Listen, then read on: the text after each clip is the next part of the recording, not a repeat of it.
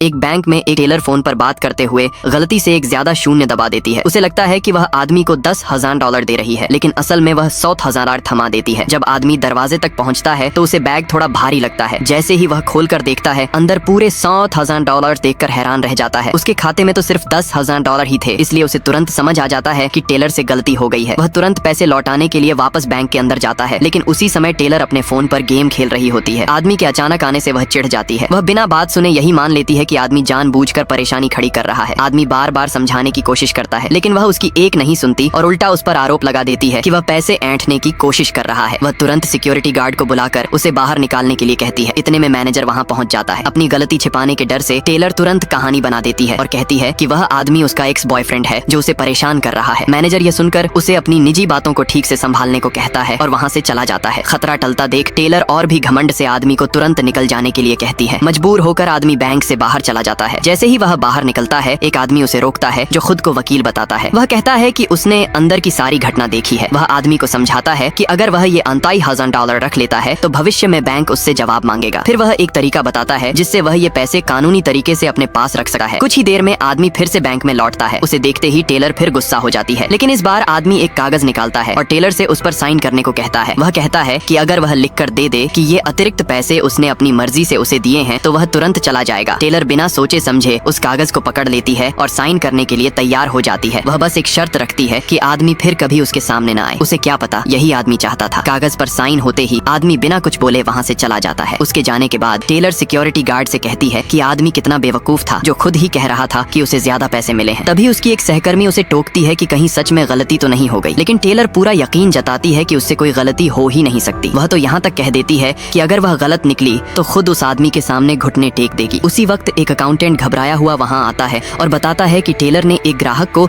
जरूरत से ज्यादा पैसे दे दिए हैं। जब खाते चेक किए जाते हैं तो पता चलता है कि टेलर ने उसी आदमी को $90,000 ज्यादा दे दिए थे। ये सुनते ही टेलर के होश उड़ जाते हैं और वह तुरंत बाहर भागकर उस आदमी को ढूंढने निकल पड़ती है।